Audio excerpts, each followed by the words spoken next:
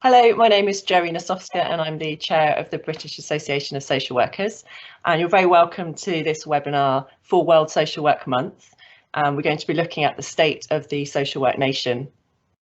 We've got a survey, our first annual UK survey from social workers, and we'll be discussing the findings of those and the implications. I'm really glad to be joined by some guests. So we have Rosanne Palmer, who is the Policy and Research Lead Officer at BASW. Hello. We have Jermaine Ravalier, who is the Professor for Organisational Psychology and Social Justice at BASW University. Hi, everybody. And Ruth Allen, Chief Executive Officer at BASW. Hello. So we're going to start by hearing from Rosanne about the findings, and then we'll have hopefully a fairly lively conversation about some of the implications. Okay, so I'm just going to share my screen so that we can see the PowerPoint.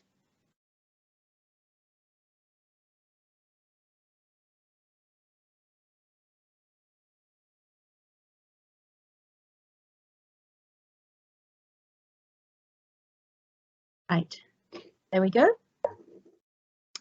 So I'm going to just open this discussion by just talking through a few of the key findings from the survey that we conducted. I'm going to say one or two things about the survey itself and its contents, and then I'm just going to move on to highlight some of the key findings from what we've discovered. So we decided last year that we were going to introduce a new survey that would cover a range of issues around sort of the state of the social work profession across the UK. And the idea is that we will continue running this survey and we will repeat these questions going forward so that we can help build up some data over time. And that will allow us to see any kind of developing trends within the profession a little bit more clearly. So we largely conducted the survey across December 2021. It opened on the 7th of December and then we closed it in early January 2022. So it allowed respondents to sort of reflect on the previous year. We had 2,062 respondents from right across the UK. Obviously, the majority of those will have come from England. That's just the result of demographic and geographical distribution across the UK, but we did have good response rates from Scotland, Northern Ireland and Wales. So at the start of the survey, we just asked respondents about professional status, employment status, their current or most recent area of practice and the length of time since they'd qualified. This was really to just help us build a sort of indicative profile of those who responded, but also the question about professional status allowed us to send respondents who reported themselves to be students off down a different question pathway, because obviously some of the questions around workplace wouldn't relate to where they are now in their kind of emergent career. And so what we found was that the majority of respondents reported either being experienced social workers, so that was almost half of respondents, 48%, just over 48%. And then just over a fifth of respondents, so just over 20%, reported being either supervisors or managers. So the profile was kind of weighted towards the more experienced stages of the career. Nearly 70% of those who reported being employed. Around just over 15% reported being either independents or self-employed. And just over 11% reported being either agency or locum staff. We did have an option for other under those, because we know some people combine different, they might be an employee for part of the week and they might be an independent for a couple of days a week. But like I said, the vast majority reported being employed. And then we also asked about current or most recent area of practice, and just over half of respondents reported that they were working with children and families. So that was 50.36%, or as I said, just over half. And just under a quarter reported working with adults.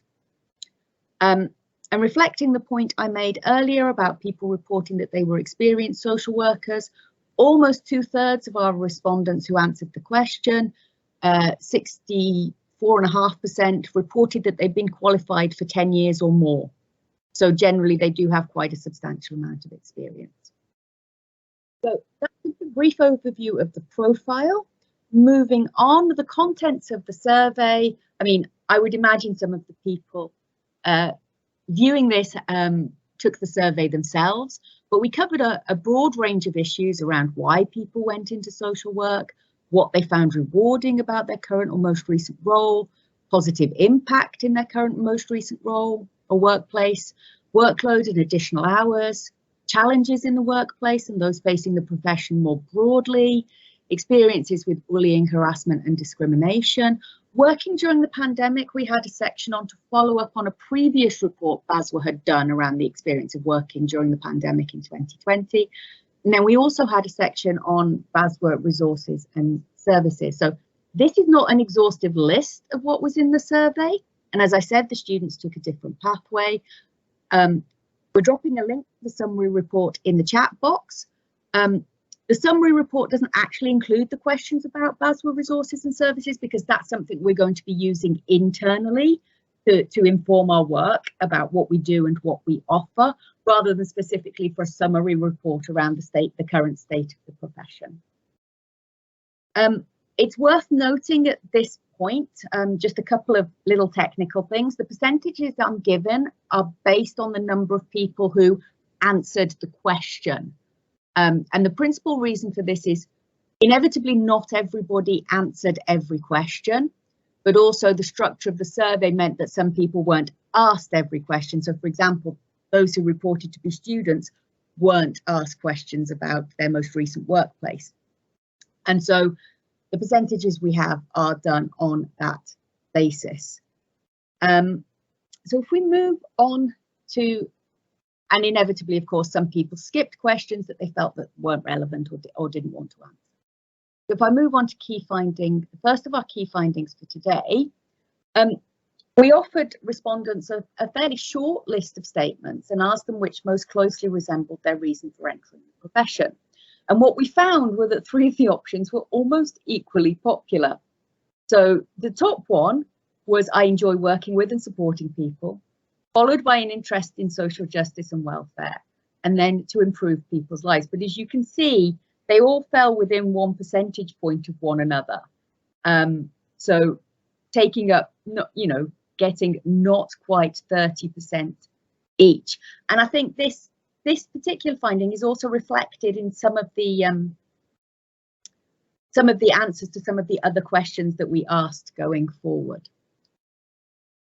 Moving on, so we also asked respondents to choose 3 statements which identified what they felt had the most positive impact in their current or most recent workplace. Now, we did ask them to choose 3, which means, of course, our percentages do not add up to 100% by any measure. Because this was about current or most recent workplace, this one wasn't asked to students. We had a list of 12 options, and you can see here the 3 most chosen responses: peer support, effective multi-agency or partnership working, and an appropriate level of management and supervision. And these came out fairly clearly. You can see peer support 46.75%, effective multi-agency partnership working just under 45%, appropriate level of management and supervision just under 40%. What I would say about this particular question is it doesn't necessarily reflect what respondents value in the workplace. It was asked about what had the most positive impact in their current or most recent workplace. So they could value something very highly, but they just felt they hadn't experienced it in their most recent workplace, or not to the same extent they'd experienced something such as peer support.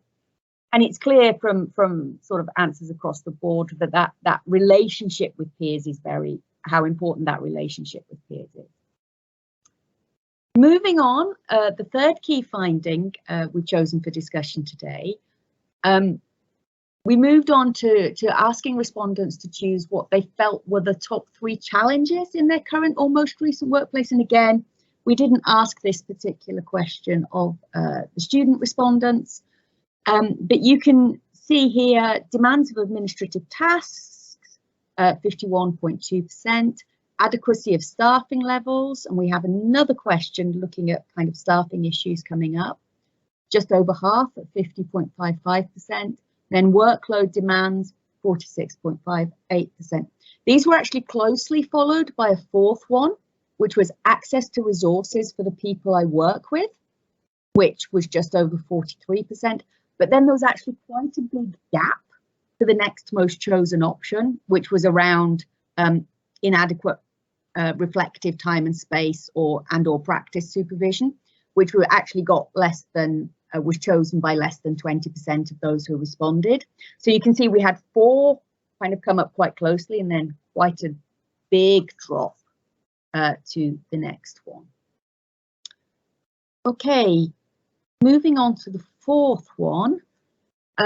We then moved on from asking about challenges in the most recent workplace or current workplace to challenges for the profession now and in the immediate future.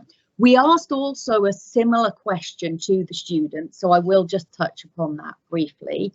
But you can see here that of the most chosen responses, 2 came out very, very clearly. The failure to adequately fund social care, which was chosen by more than 2/3 of respondents, and cuts to local services, so which was 60%. And then we had not enough time to spend with people using services at 35%, which would also relate back to the previous question about administrative workload and staffing related issues, most likely. As I said, we did ask the students a similar question. They returned the same top 3 answers, just in a slightly different order. So they had cuts to local services first, and then followed by the failure to adequately fund social care. So 65% of students put cuts to local services as one of their choices, and 63.4% put failure to adequately fund social care as one of their choices. So we can see there's a kind of, the respondents really coalesced about the implications of lack of funding on the work they're trying to do. We also asked a question about happiness, and that related to whether people were happy working in the profession, so happy working as a social worker, and happy working in their current role. So again, this is a question that wasn't asked of everybody who took the survey. You can see in both cases that the majority are happy. We asked this on what's called a like-it scale question. So we presented a statement and then asked people whether they strongly agreed, agreed, neither agreed nor disagreed, disagreed, strongly disagreed, or the question wasn't applicable. So you can see that 3/5 agreed or strongly agreed that they were happy working in the profession, but just under 1/5, 18.7, indicated that they disagreed or strongly disagreed. There's a typo on that slide, I'm sorry. And then for being happy in their current role, again, almost 3/5 agreeing or strongly agreeing, and again, 17.2% disagreeing or strongly disagreeing. So the majority are happy in the profession, the majority are happy in their current role, but there are issues around people who don't feel that way. And some of that may play into the final finding that I'm going to present today, which is we asked what, if any, career changes respondents were planning to make in the next 3 years.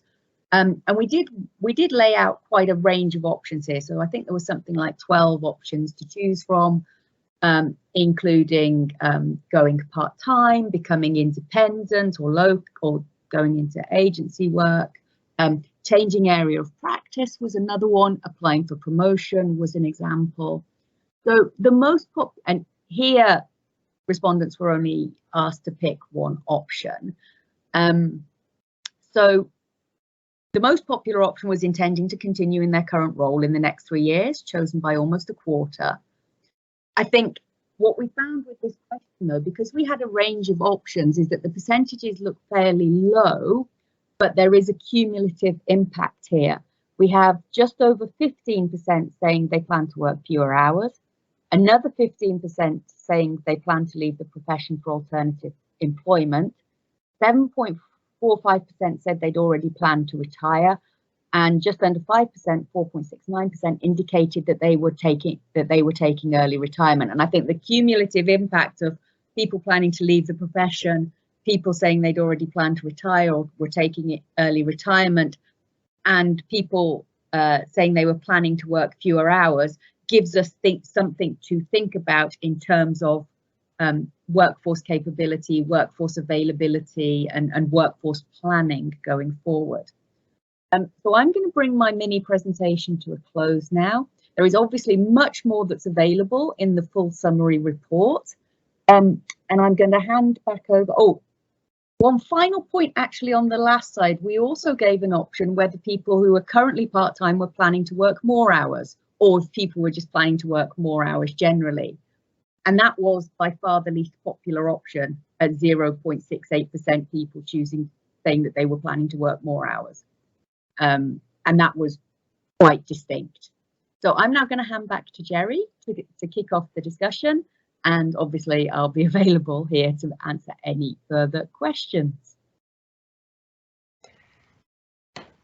Thank you. That was a really interesting presentation. I just wanted to start off by getting each person's kind of initial reaction on what we've just heard, about really what struck you most about those findings. So if I could come to you first, Jermaine. I think one of the big standout things is potentially that not a lot has changed over the last few years compared to what we've kind of seen before. So I always kind of start my answers to these kind of questions with, I'm not a social worker, I'm a researcher. I don't pretend to know what social workers do, but I have spoken to thousands of social workers over the last few years. And the questions, particularly around plans, so whether people are looking to leave the job or whether they're going to stay in the job, if they're going to go for promotions, if they're going to work more hours. When I first heard the kind of results from that sort of question a few years ago, it surprised me that lots of social workers were so unhappy, or they were looking to leave the job, or whatever. And I don't think that's changed a huge amount over the last few years. So that's the thing that kind of stands out to me, I think, to start with.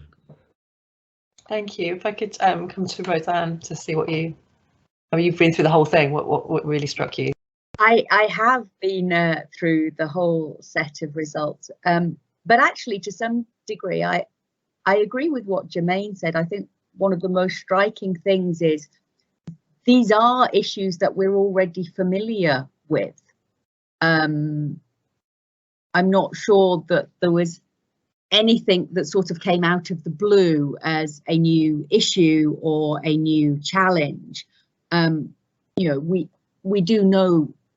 I mean, what's really helpful, I think, with this survey is to start to get some, is to have that process of kind of checking in and checking that our understanding of what BASW members are thinking and of what non-BASW members, because the survey was open to all social workers, BASW members and non-BASW members, and sort of checking our understanding and checking that we had got the right challenges.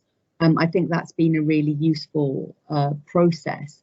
I mean, one of the other things that struck me actually is still, however, that continued resilience and passion for the profession, and people wanting to use what they do to make a change. And I think what struck me within the challenges section around the broader profession was not necessarily people choosing options that related specifically to their position as a social worker, but actually affected society and the people they worked with more broadly. So I think that was probably one of my standouts. Thank you. And yeah, the same to you, Ruth. What was striking to you about the findings? Well, indeed, I think it does show us, it tells us quite a lot of messages that we have heard before, but also I think really focuses in on some of those very key areas, both the areas of challenge, which we know about. We know about workload, we know about the sense of not having enough resources. We know, we've heard that before, but it says it again, and it says it very clearly.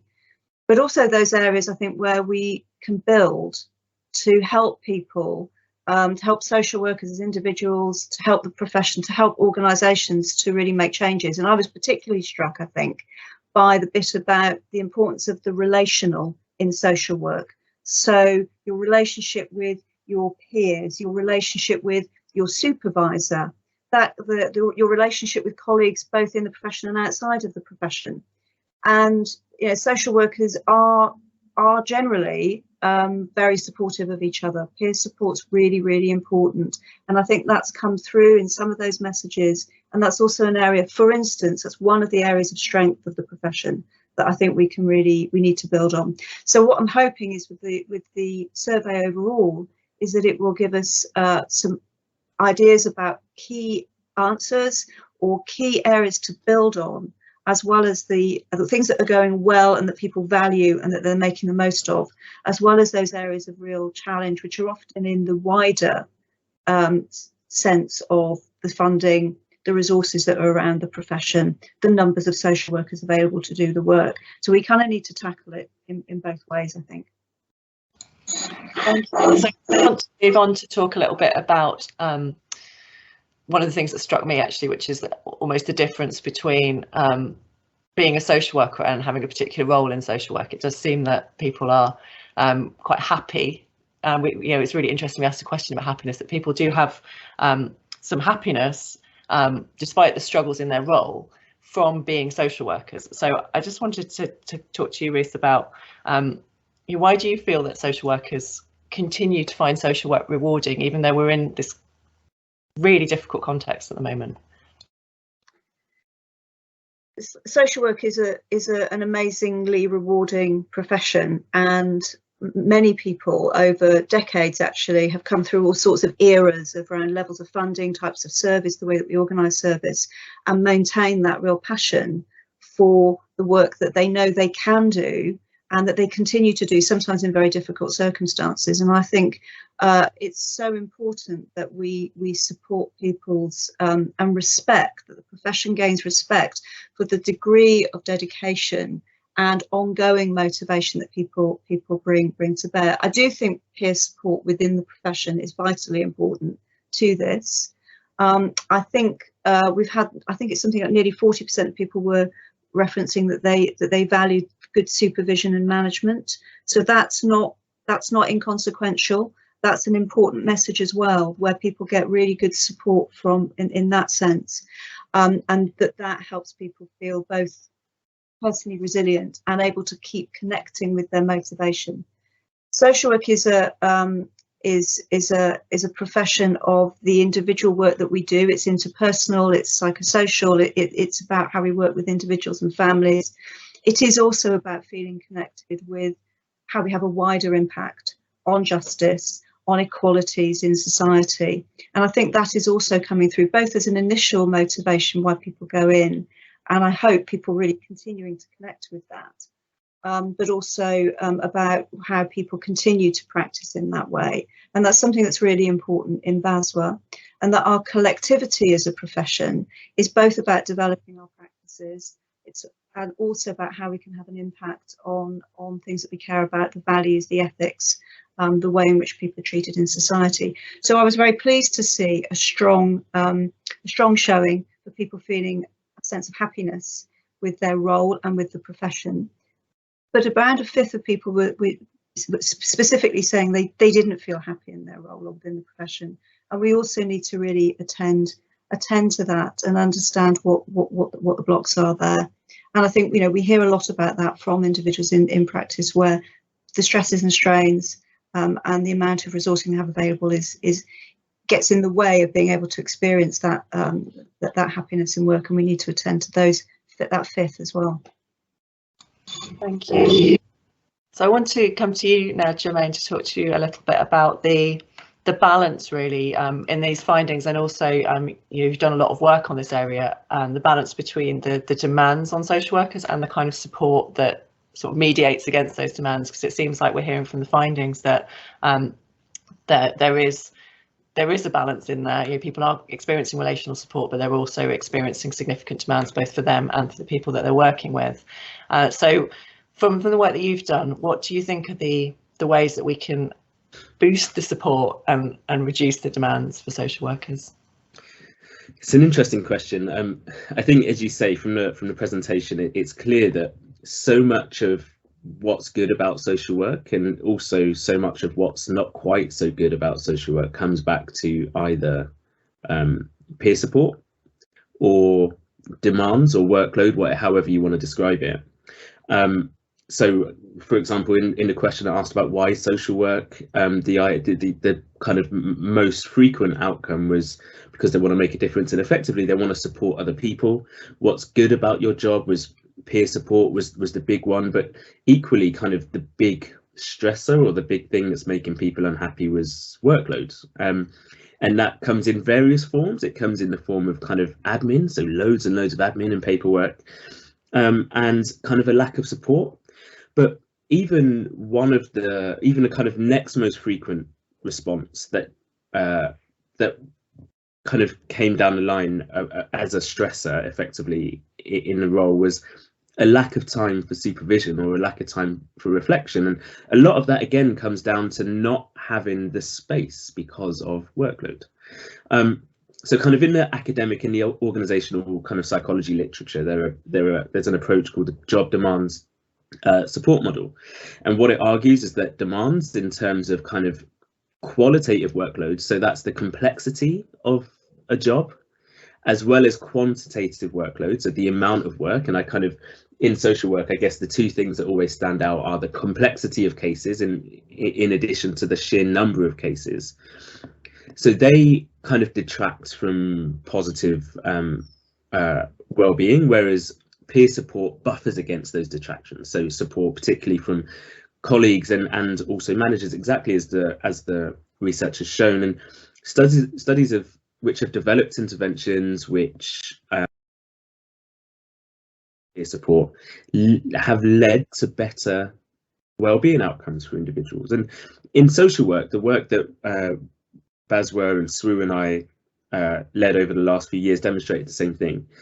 So it's that relationship between peer support and workload which supports or leads to worse health and well-being. So what can be done? I generally like to look at these things from I never think there's one kind of silver bullet. I never think there's one thing that is gonna make everything better, but we can look at this from a very systematic way. So I like to look at things from an organizational perspective. I like to look at it from a kind of smaller team perspective, but also there are things that we can do as individuals, right? So organizationally, in the organizations that social workers work in, and I think you need to look at workloads, you need to look at caseloads, complexity of cases, and admin across teams. And in order to improve or support peer support, one of the things that I've done with a number of local authorities is develop cross-organisation peer support arrangements in which kind of positive working practices can be shared, or resources can be shared, or what have you. And all of those things are kind of support mechanisms that aren't necessarily available all the time. From a team perspective, I think that I often hear talk around sharing cases, particularly complex cases. And I think this would both increase peer support because you're working more closely with colleagues, but it also kind of reduces workload, that qualitative workload, as well as the sheer kind of number of cases. And then from an individual perspective, I think we need to both look after ourselves and we need to look after our peers and our colleagues. I think being aware of the signs and symptoms of stress and ill mental health, and knowing the kind of support that's available through an organisation or through the employing organisation or more widely, can really help. So when we as individuals, or when our colleagues are struggling and we see that they're struggling, or we kind of recognise that we're struggling, can we then offer support? Can we signpost? Can we kind of talk to the right people in order to help them? All evidence shows that we are healthier and happier when we stay at work. So if we can keep people at work, if we can keep social workers at work, even when they're kind of struggling a bit, that's better for them, it's better for the organisation, and ultimately it's better for the clients and service users that they work with. So those kind of organisational, team and individual approaches and perspectives can be really, really helpful. Thank you. I just wanted to follow up by asking you, because one of the things that you might hear from a social worker if you're saying, you know, you need to look after yourself and you need to ask for help and the organisation needs to support you, is there's just not time for that. What might you say to a social worker who just feels too busy to look after themselves? So this is it's a difficult question, and I think it kind of requires a difficult answer, and sometimes I think we have to make time for ourselves, and I think we have to take responsibility both for ourselves and for our colleagues. And I appreciate that because of the things that we've seen in the survey, so workload, admin, cases, etc., means we don't have time.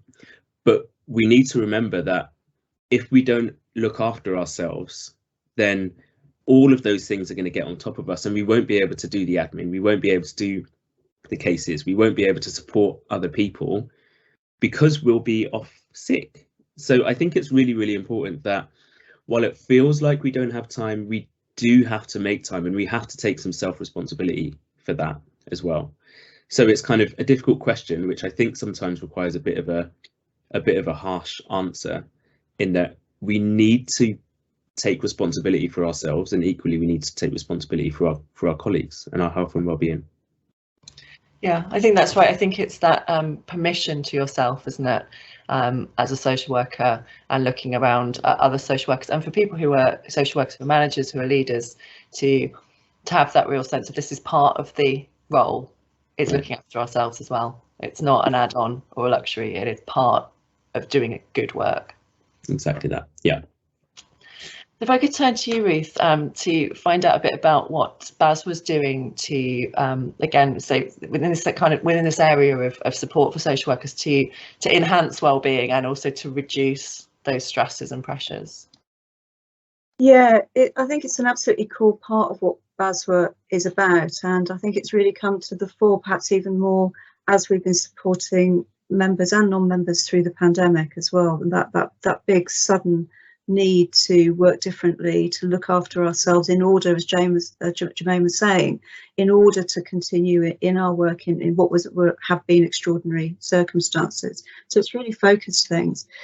I think BASW approaches this now along a number of different lines. Firstly, absolutely encouraging that self-care, that right to look after yourself at work. So making sure people know what they are entitled to, what rights they have at work, so that they can ask and make clear what their needs are in the workplace, and to have a narrative, that we have a narrative as an association, that our members and the social workers generally have, that a happier, healthier, informed and empowered workforce provides for an empowered service and a more effective service in the long run, and means better retention of staff. And ultimately better work with and for people. So I think there's that element to it. We provide some very particular services. So we now got our professional support service, which is based on a solution-focused model that's available across the UK. And we've been very pleased to work in partnership with governments in Scotland, Northern Ireland and Wales in particular, as well as having funding in England, to provide that kind of service. And that enables people to think through what their issues are, their problems, and find solutions with the support of a peer helper. Again, it's peer-led because it's social workers who are providing their time. So there's those direct services. And I think the point again that Jermaine was making about types of peer support, if you're part of an association, if you're part of BASW, you may be part of other groups as well. But if you're part of BASW, you have the opportunity to be with other social workers, not only, of course, you're with your colleagues, but some people are quite isolated in their roles, and also to be with other social workers, to come together to find solutions, to share experiences, and providing support forums is another thing that we've offered within BASW during this time, and that's been offered to people in all sorts of roles, actually. So we're providing confidential safe spaces for people in very, very senior roles, and to people in frontline practice, to newly qualified people, to students. So we see our role increasingly about providing a forum in which we can explore what better self-care looks like. We can empower people to feel that they have an absolute right to that time for reflection and self-care, and that we can provide practical tools, and including, for instance, the toolkit that Jermaine and our colleagues from Social Workers Union worked on together, that we've been using in some organisations, which encourages the integration of empowering yourself as a staff member, get to know what your rights are, get to know what you're entitled to in the workplace, and also how to blend that with your own personal approach to self-care. Thank you. It does really chime with what Jermaine was talking about around the importance of sharing the pressures, sharing the demands. You're speaking with colleagues about the work that you're doing, and also speaking with colleagues about the help that you need. I do think it's easier to ask for help in a relationship, isn't it, to say to somebody, I think you're struggling, or to say, I think I'm struggling, rather than kind of being isolated and alone. Can I go back in? I was thinking that we also have the Advice and Representation Service, of course, which provides specific employment and regulatory advice. And we have a partner trade union in that through the Social Workers Union as well for full coverage. And obviously we're working often then with people who've got into very difficult, sometimes in very difficult circumstances. What we also want to do is to make sure that by providing more information about your rights at work, and about what sort of good working environment can look like, and things that you should expect, to be able to encourage people to have those earlier discussions, earlier negotiations with managers and supervisors about how things might be improved, so that we can try to stem some of the difficulties that we sometimes see have gone quite far down the line by the time they come to the advice representation part of what we offer. Yeah. And the other thing I just wanted to pick up on is around the working conditions advocacy. So Jermaine, you mentioned obviously the research that you've done, which BASW members will hopefully be fairly familiar with over the last few years, alongside Social Workers Union. Can you say a bit about what's happening now with that research, and where we're at with it? Sure. So yeah, I think kind of lots of people will be aware. So we kind of run surveys over the last few years. We've conducted individual interviews with something like 60 or 70 social workers from across the country, and a few focus groups. And the first thing we did is we worked with BASW and worked with SWU to develop this kind of national working conditions and wellbeing toolkit, which I think is available on the BASW website. And as Ruth has said, it's available and being used in various organisations, and kind of I think we're here if you have any questions about what it says, so we can have discussions around that.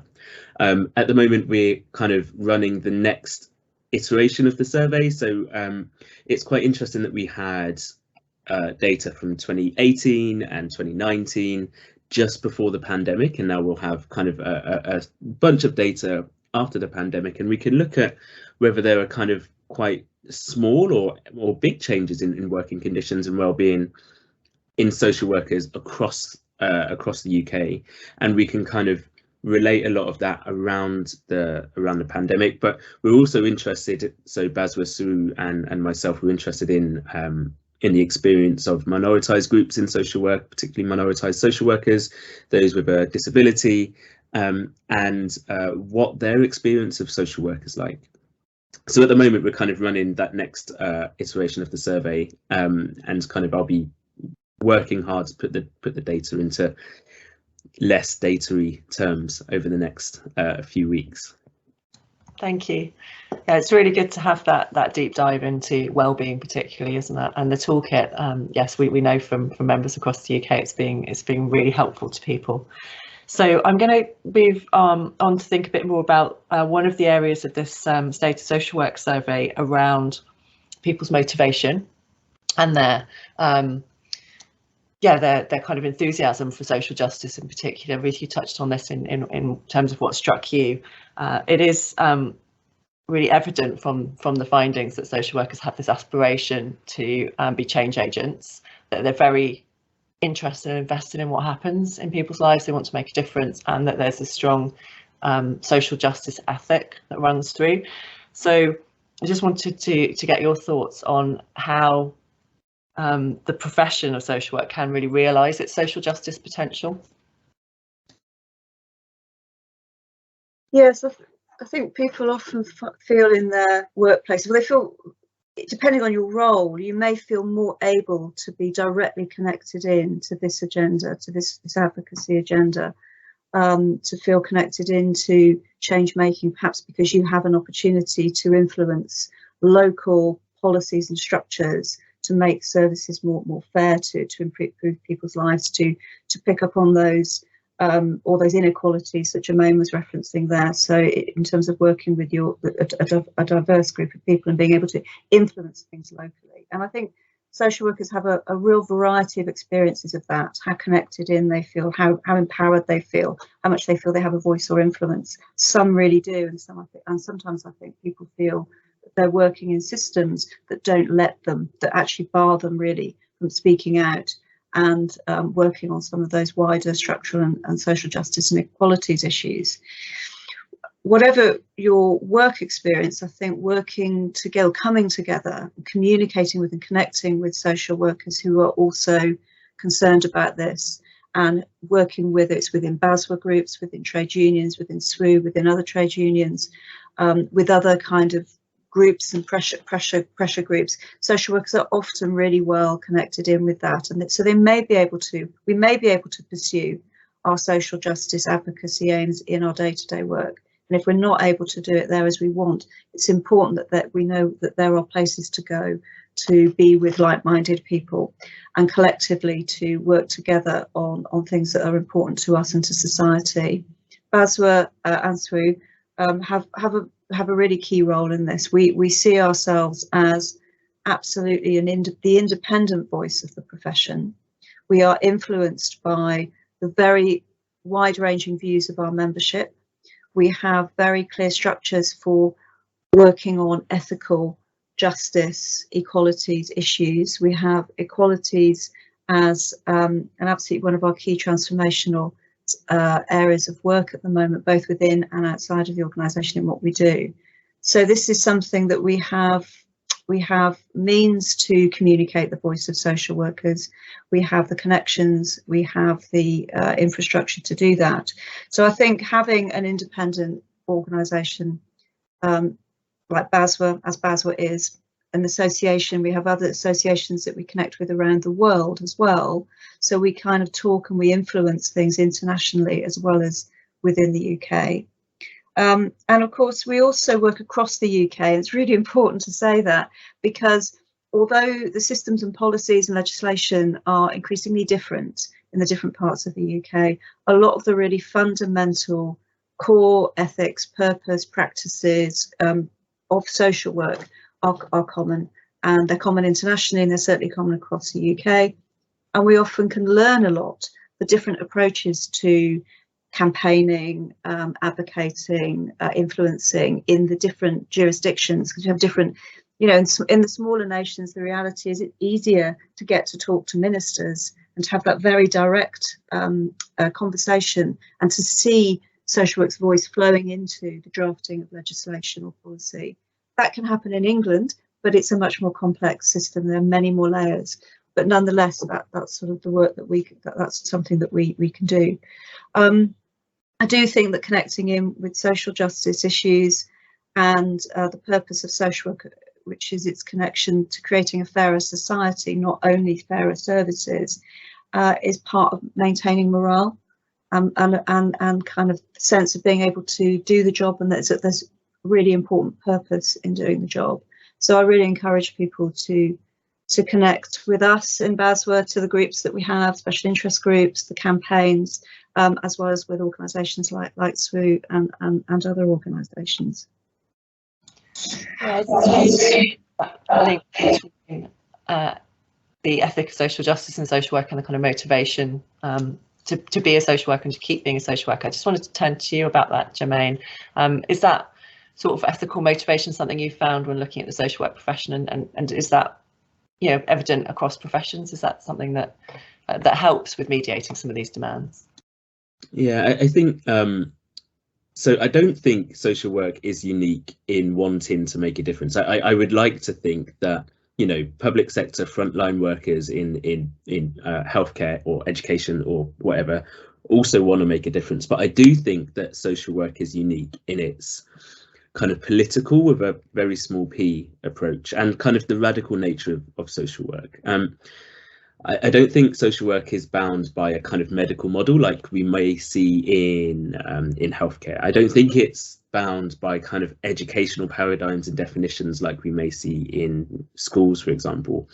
And if there's one thing that I've learned from being married to a social worker, it's that they often have to use that kind of political and radical nature to fight for the rights for their service users and clients. Social workers often have to kind of work unconventionally, so putting in more hours than many other professions do in order to get the positive outcomes for the people that they work with. They will keep fighting for the rights of those individuals that they work with and work for, even when that individual service user or client or their family or other professionals in this kind of multi-agency approach are kind of sometimes against them. They will still fight for what's right for that individual and that family. So I'm not saying that other professions don't kind of want to make a difference. I think they and we all do. But for me, I think there are a few things that make social work stand out from some of the other professions that I've worked with. That's really, really interesting to get that viewpoint in.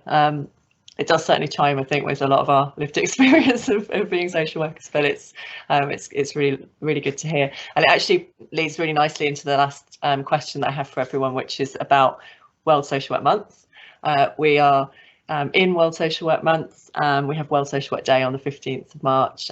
Ruth very nicely has the banner behind her, co-building a new world with leaving no one behind, an eco-social world, about sustainability, about the climate, about humanity and caring for one another.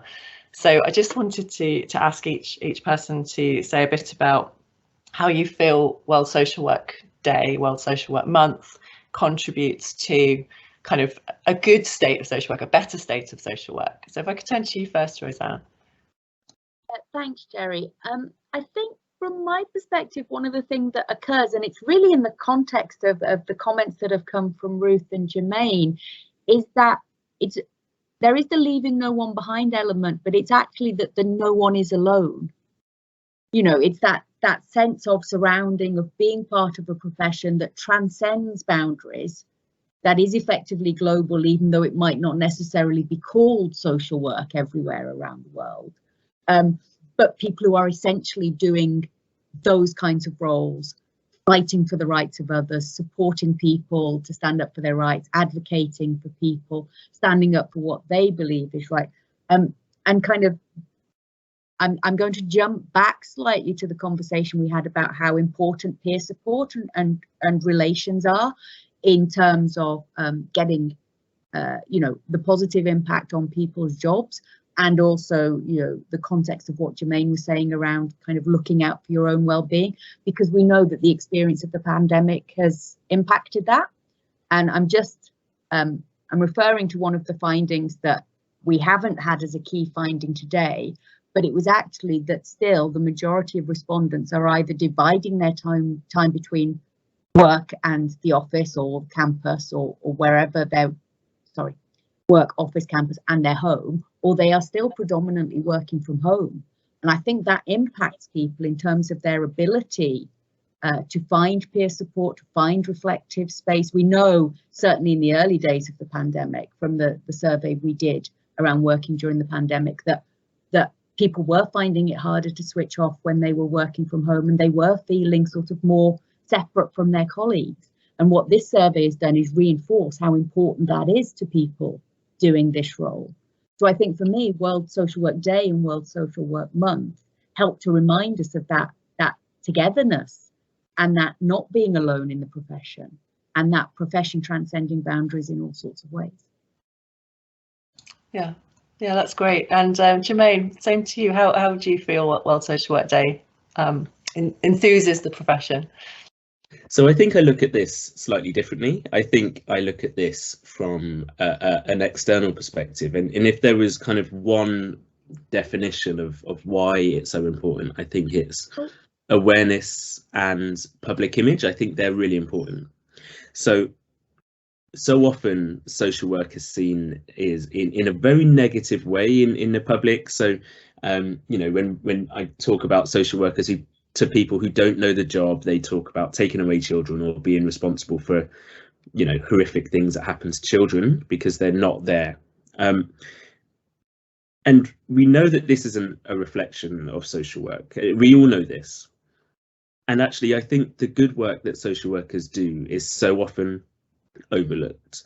So I think this month is good for awareness, to try and fight against these kind of negative connotations that that exist around social work, about the narratives that you may read in the media or you may see on certain kind of dramas on the telly, and actually to shout and to celebrate the good in social work and the difference that's made. I think that's what is really important for Social Work Day and month.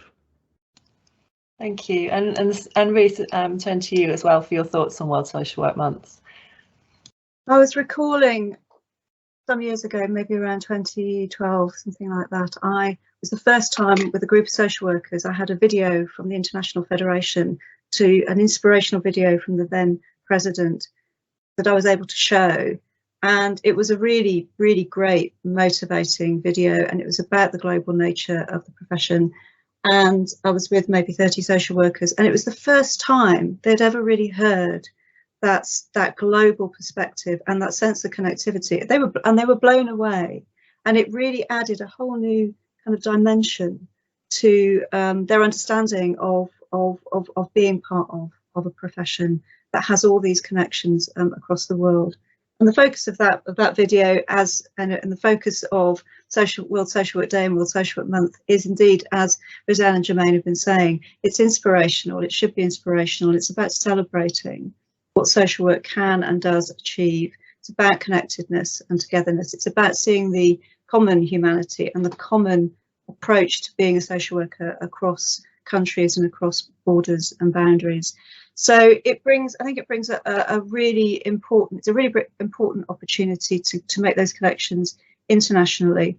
And then within the UK, I think it brings people together across the UK, but in each country as well. And it kind of, each year new people get involved. So different politicians might get involved, or different people will speak out from, you know, the senior people in the sector will speak out.